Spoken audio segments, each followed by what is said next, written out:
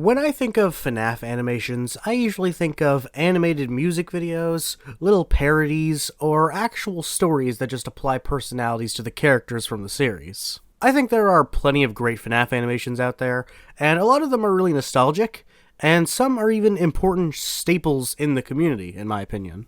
But why would we talk about any of that when there's a FNaF animated series all about a school shooter? This video will either get copyrighted or intensely demonetized, so I have no plans of sugarcoating this whatsoever. Obvious trigger warning, but this is so stupid that I think the mother of a child that died in a school shooting would be able to get through this video. This series of animated music videos is simply called Spring Bonnie's Story, and it was made by 14 FNaF Buster 14. Please don't send hate to this person. I don't think they had any malicious intent with this concept, but I feel like this is objectively insensitive, so I will be poking as much fun as I want. So today we are talking about an animated series that portrays the story of how Spring Bonnie became a school shooter and what happens after the shooting.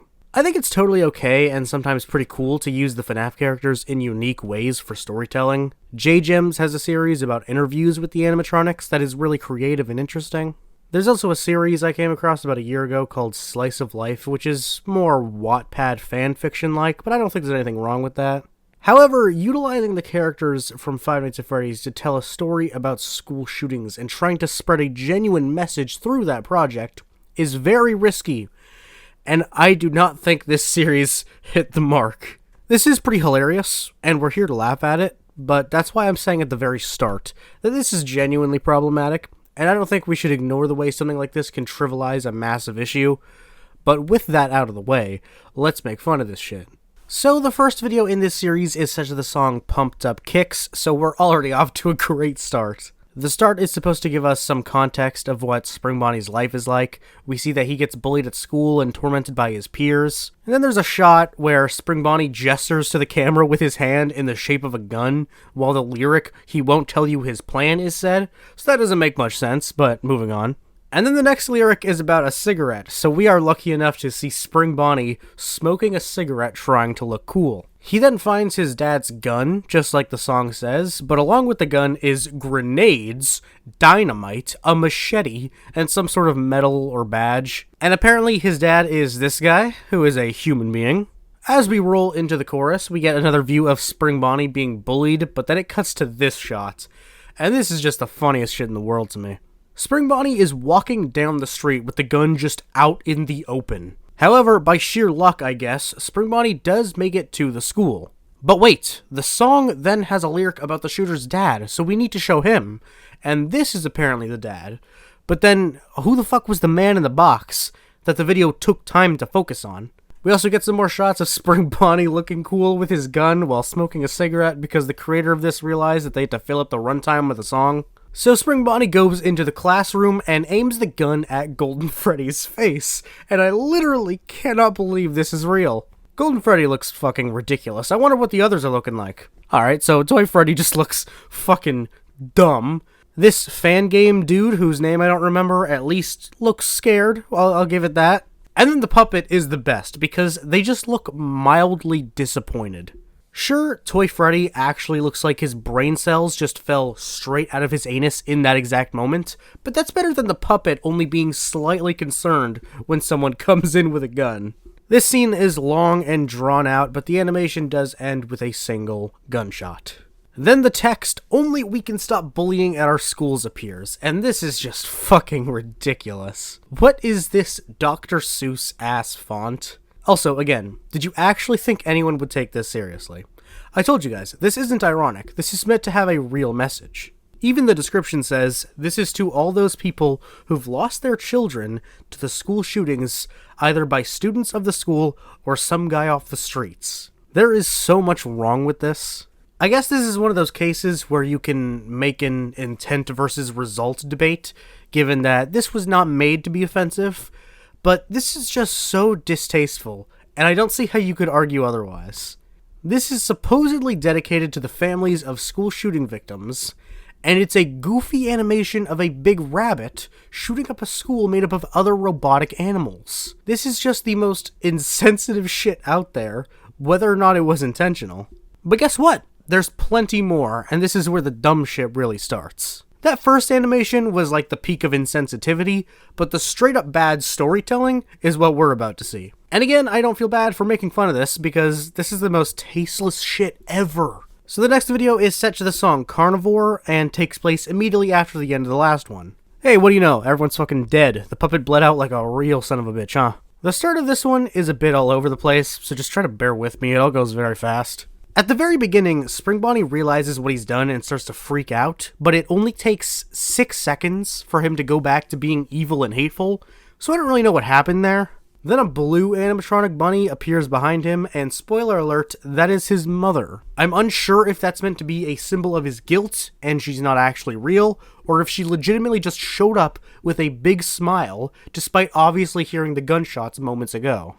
We then see some more examples of Spring Bonnie being bullied, and I guess this shot is meant to symbolize his transition from innocent victim to villain. I don't know, it honestly just feels kind of filler. Spring Bonnie is then arrested by Blake the Badger and Stone the Crow from Pop Goes, so that's great. But Spring Bonnie breaks free by magically sending Blake back like 15 feet with the smallest and slowest movement, because this wasn't stupid enough. He also either wasn't actually handcuffed, or the handcuffs were made of jello, because his arms break away from behind his back with absolute ease. Spring Bonnie then magically brings out some of the ink monsters from Bendy or some shit. I don't know what's going on at this point. And despite shooting up a school and then resisting arrest, Spring Bonnie's mother's reaction is to just give him a classic scolding. She is then thrown using the power of the Force, because Spring Bonnie is a fucking Sith Lord now. I think this was meant to be a push, but there is so much space between the two of them, and it just looks hilarious. Wait, never mind, he continues to use the Force on her. What the fuck is this? And then this happens, and Spring Bonnie runs away very awkwardly. Thank God these videos have descriptions, because that's the only way I can get through these. Apparently what happened there is the evil side of Spring Bonnie wanted to kill his mom, but the good side was able to control the evil side and stop it. The description also says that the cops died, but I don't really understand how. I guess the ink demons that exist for some reason did it. So if you haven't fully kept up with this fever dream of a series, here's what we have so far. Spring Bonnie is bullied at school, so he shoots up the school. After shooting up the school, his mother that he thought was dead appears, so God knows where she came from. But then Spring Bonnie gets arrested by some Pop Goes characters, where he suddenly develops the Force and the ability to create ink monsters. He uses these abilities to kill the 2 cops, and he almost kills his mom, but runs away instead. You got that? Well, we're not even near the end. Spring Bonnie hides in the sewer and does a little TikTok.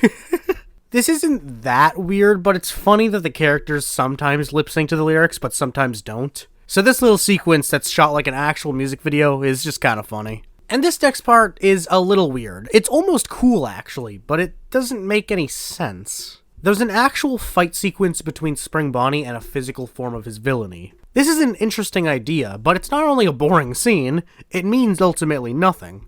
This is meant to be the moment where Spring Bonnie conquers his inner rage, but he continues to do bad things for the rest of the series, so this moment that is meant to feel like some sort of conclusion to something just feels like nothing at all. And I'd like to take a minute to acknowledge something pretty important. Although this series is bullshit and insensitive as hell, I can somewhat get behind the message. Although we should never let a shooter get away without punishment under any circumstance, it is important that we treat the struggling and the mentally ill, because that is how these things happen. It might feel impossible to empathize with an individual that can do something as heinous as a school shooting, but that's honestly our only real option if we want this frightening issue to be prevented. However, what this fight scene does is separate the shooter from their psychopathy, as opposed to acknowledging them as one. This scene is literally meant to represent the Spring Bonnie that wanted to shoot up the school, and the Spring Bonnie that didn't, and that just isn't a good way to portray the message, in my opinion. It makes it out like a school shooter can disassociate from the side of them that did the shooting, and suddenly become a good, functioning person, and I just really hate the implication of that. With that being said, let's just get back to making fun of it. Spring Bonnie then comes out of the sewer through a hole that leads to a Freddy Fazbear's Pizza location. That might not seem out of place, but think about the implication of that. The civilians in this universe are the FNaF characters. We see versions of Freddy Fazbear at the school. So then what is the brand of this Freddy Fazbear's Pizza? What do they have there? How does it exist? Anyway, Spring Bonnie meets Fredbear at the Freddy's restaurant, and they immediately become best friends. How wholesome. So now Spring Bonnie is a fugitive of the law because he murdered a bunch of children, and for some reason Fredbear is like, yeah, we cool, brother. I don't fucking know. Now we get to part 3, which is also stupid, but for different reasons. The first minute is Spring Bonnie and Fredbear lip-syncing to a cover of Demons by Imagine Dragons, but I just really don't get that. It makes sense to have a scene where Spring Bonnie is in his feels, but we just met Fredbear and have no way of knowing that he has demons of his own. Like, who the fuck are you?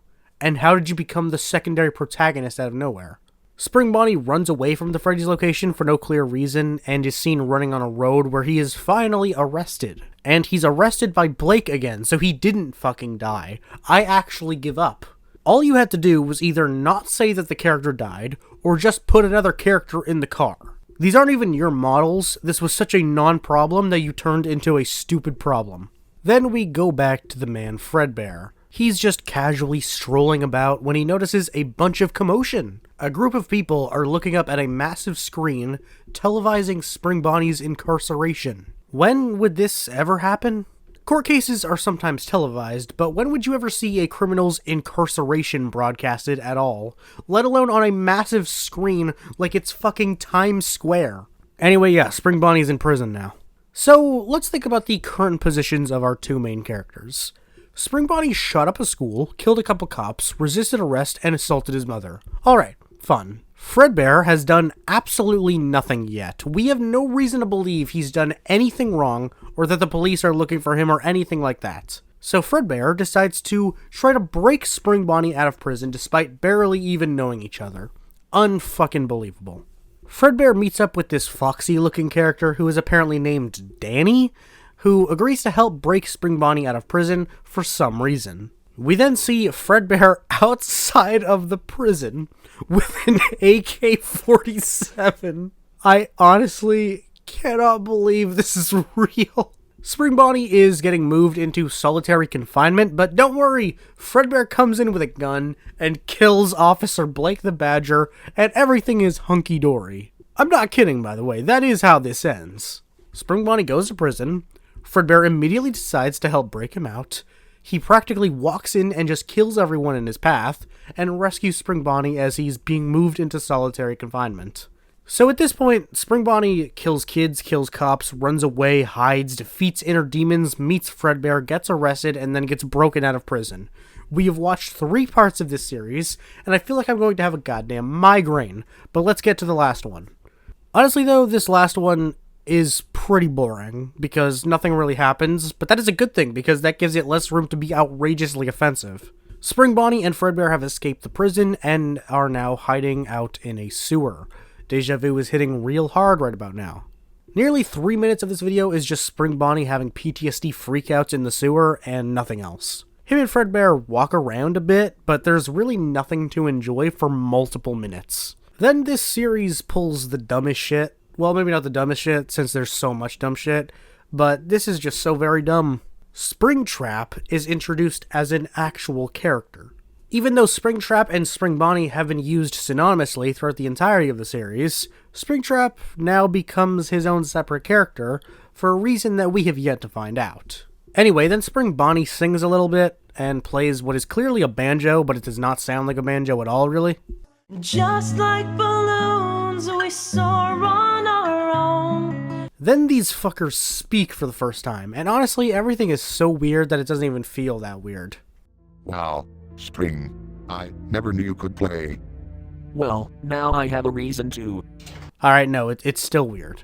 Spring Bonnie and Fredbear find Springtrap at the end. I'm done with this shit. Hey look, it looks just like you. Are you two related? No. I have never seen this thing before. So that was the FNaF animation about school shootings. Technically, the series isn't over, but I don't know if it will continue or not. What we saw clearly wasn't the conclusion. It's been 2 years since the last episode came out, but it had been 2 years since the one before that came out, so it's possible there will be more nonsense to uncover. Obviously, don't send any hate to the creator of this. You're not dumb, you don't need me to tell you that. But this was just so insensitive and bad, so it was just perfect to talk about because I could call it out for being insensitive and then not feel bad about shitting on it because it is so insensitive. The most I can give this series is that the song choices were solid. Pumped Up Kicks was obvious, but I had actually never heard of Carnivore or Balloons, which was used in the last one, before this, and they were definitely good picks. But the cover of Demons is complete shite. Say what you want about Imagine Dragons and their catalog, but Demons is a pretty damn powerful song, and this cover is just fucking weird and cheesy. Anyway, what I'm saying is, the one good thing about this series is the one thing that doesn't necessarily have anything to do with the series itself. So, we'll give it a C+ for effort? I don't know. Let me know what you guys think of whatever the fuck this was. Thank you so much for watching. I hope you had a good time. Anyway, that's all from me. I'll see you guys next time.